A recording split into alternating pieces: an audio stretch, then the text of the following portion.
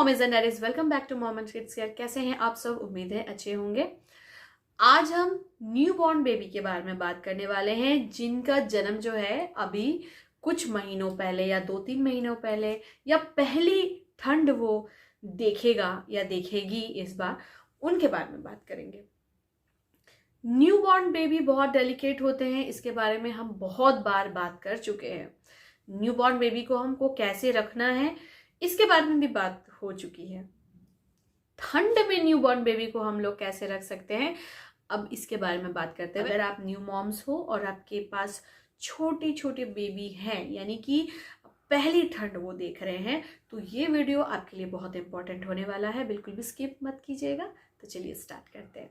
Friends, newborn baby जब घर पे आता है ना, तो हम लोग बहुत कॉन्शियस हो जाते हैं कि छोटे बेबी को क्या पसंद है क्या नहीं, उसको कंफर्ट किस चीज़ से हो रहा है किस चीज़ से नहीं। तो वैसे ही ठंड जब आती है ना, तो उसके लिए पहली ठंड है, तो हमको देखना होगा कि किस तरह से हम अपने बच्चे को रखें ताकि वो जो है कंफर्ट वो उसमें ही रहे। अभी इतनी ठंड हो रखी है, तो उसमें हमें उसको कैसे रखना है, आइए कुछ पॉइंट्स के ऊपर बात कर लेते हैं। सबसे पहला जो पॉइंट है वो है शरीर का तापमान जो है उसको मेंटेन रखना बहुत ज़रूरी है। जब बेबी बॉर्न होता है तो वो माँ के पेट से आता है और माँ के पेट में उसे बहुत गर्माहट मिलती है, लेकिन जब बेबी वॉर्म से बाहर आता है तब भी आप देखोगे वो बिल्कुल सिकुड़ा हुआ ही रहता है, तो उसे वो वॉर्म में सिकुड़ कर रहने की आदत है। तो हमें उसे ऐसा स्पेस देना है ताकि उसे लगे कि हाँ, मैं अभी भी माँ के वॉर्म में ही हूँ। तो उस तरह से आपको अपने बेबी का शरीर का तापमान मेंटेन करना है। मेंटेन आप कैसे कर सकते हो ठंड में? जिस रूम में भी बेबी को आपने रखा है, मेक श्योर कि उसके जो दरवाजे, उनकी खिड़कियां बंद रखो ताकि जो बाहर की हवा है वो अंदर ना आ पाए। और सबसे ज़रूरी बात, ठंड के दिनों में बेबी का जो पैर है और जो हाथ है, ये दोनों तो कवर होनी ही चाहिए। साथ में ये जो सर है, इसका जो सर का जो हम लोग ये वाला एरिया बोलते हैं, इसको ढक कर रखना चाहिए। इससे बेबी का जो है, बेबी का ये वाला जो एरिया है बहुत नाजुक होता है और इससे ठंड लगने की बहुत ज़्यादा चांसेस हो जाते हैं। तो हमें मेक श्योर करना है कि हमारा जो बेबी का सर है वो ढका रहे, बेबी के जो दोनों हाथ हैं वो ठंडे ना रहे, वो भी ढके रहे, और बेबी का जो पैर है, लेग्स है, वो भी ढके रहे। तो ये चीज़ हमें मेक श्योर करना है। दूसरा जो पॉइंट है वो है बेबी का जो स्किन है उसकी देखभाल। ठंड के दिनों में हमारी स्किन ड्राई हो जाती है, बेबी के साथ भी वो है। तो हम क्या करते हैं ना, ठंड के दिनों में डर की वजह से या जो भी है उसकी वजह से हम बेबी को नहलाते नहीं हैं। तो ये बिल्कुल भी ना करें। आप एक बार अपने पीडियाट्रिशियन से पूछ लें, उसके बाद आप करीब 2 से 3 दिन के बाद आप बाहर का वातावरण देखिए किस तरह से क्या है नहीं है। आप उसको गुनगुना पानी से नहला दें 2 से 3 दिनों में। और दूसरा चीज़ ये भी कर सकते हो आप कि आप जो कपड़ा अंदर पहना रहे हो वो बिल्कुल कॉटन का हो। अंदर आप कॉटन का कपड़ा पहने, बाहर से आपको स्वेटर पहनाना है तो आप वो वाला स्वेटर बाहर से पहनाएं, अंदर से आप कॉटन के ही कपड़े रखें। और जो न्यूबॉर्न बेबी के ऊपर हम बोलते हैं कि किसी तरह का लोशन वगैरह यूज़ नहीं करना चाहिए। आप डॉक्टर से पूछें इसके बारे में कि आप किस तरह का लोशन बच्चे के फेस पे लगा सकते हो या नहीं लगा सकते हो। तो ये चीज़ बिल्कुल ही आप अपने पीडियाट्रिशियन से पूछकर ही करें।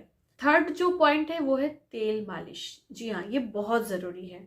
कोई भी सीजन हो, छोटे बच्चों की मालिश करना बहुत ज़रूरी है। चूंकि अभी ठंड का मौसम है, सबसे अच्छा जो मालिश है वो सरसों तेल से ही करें। सरसों तेल एक गर्म तासीर की चीज़ है और अपने बच्चे को आप सरसों तेल से 3 से 4 बार पूरे दिन में मालिश करते हो तो उसका बॉडी भी वार्म रहेगा और उसे बहुत अच्छा नींद भी आएगा। नेक्स्ट पॉइंट है, बच्चे को गर्म कपड़े पहना है। मैंने पहले ही बोल दिया आपको कि आपको बच्चे को गर्म कपड़े पहनाना बहुत ज़रूरी है। सर ढकना बहुत ज़रूरी है, हाथ और पैर के तलवे को आपको गर्म रखना है बच्चे का, और उसके बाद अंदर कॉटन कपड़ा और ऊपर से गर्म कपड़ा पहनाना है ताकि बच्चे को कंफर्ट भी रहे और स्वेटर की जो एक चुभन होती है वो डायरेक्ट उसके बदन को ना चुभे। तो इस बात का आपको ख्याल रखना है। नेक्स्ट जो पॉइंट है वो भी बहुत इंपॉर्टेंट है, आप उसके ऊपर कंबलों का ढेर मत लगाइए। जैसे क्या होता है ना, बहुत ठंड है करते हुए हम 4 से 5 कंबल उसके ऊपर रख देते हैं। आप समझ सकते हो, एक नवजात शिशु है, एक बहुत छोटा सा बच्चा है, उसके ऊपर इतना भारी भरकम कंबल और रजाई ये सब रख दोगे ना तो वो बहुत ज़्यादा परेशान हो जाएगा। एक तो वो अपने से हिलडुल भी नहीं सकता, ऊपर से आप उसके ऊपर इतना सारा लाद दोगे, तो ये चीज़ आप बिल्कुल भी अपने बच्चों के साथ ना करें।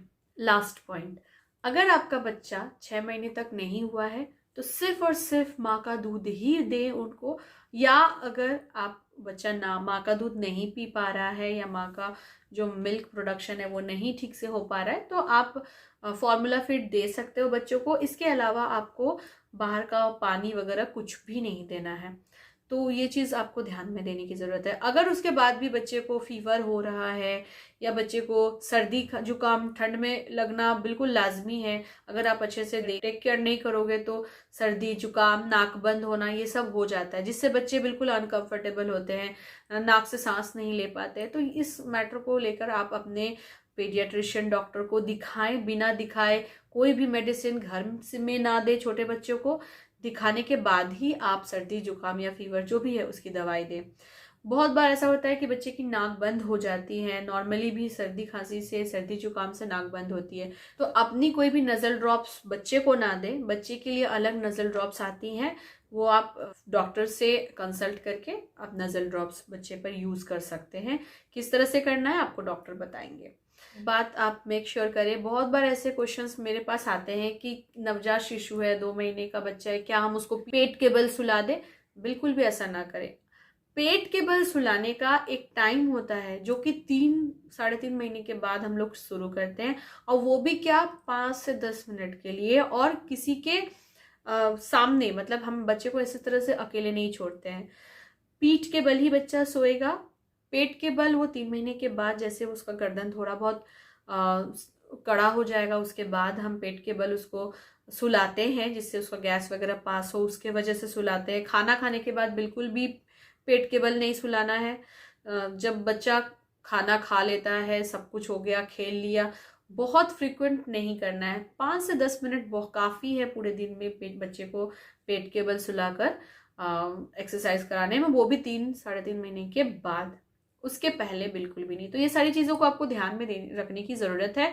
और भी जो आपको डॉक्टर्स बोलते हैं वो चीज़ देखिए। और इनफैक्ट आपके घर में बहुत बड़े बुजुर्ग, दादी नानी, इन लोग के पास बहुत सारे नुस्खे रहते हैं क्या करना नहीं करना है, तो वो आप चीज़ उनसे भी ले सकते हैं। लेकिन मैं यही बोलूँगी, जो भी परामर्श, जो भी आपको एडवाइस लेनी हो, आप एक जो डॉक्टर हैं उनसे ही ले, ना कि घर में कोई रेमेडीज। न्यूबॉर्न बेबी के लिए घर में कोई रेमेडीज ना करें। तो फ्रेंड्स, मुझे लगता है कि मैंने आपको ठंड में न्यूबॉर्न बेबी को कैसे रखना है इसके बारे में बहुत सारी जानकारी दे दी।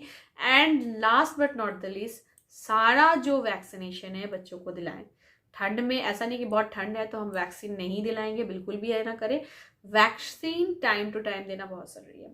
उम्मीद है आज का वीडियो आप लोग को बहुत सही लगा होगा, और जिनके भी न्यूबॉर्न बेबी हैं और पहला ठंड है, आप उनका ख्याल रखेंगी बहुत अच्छे से।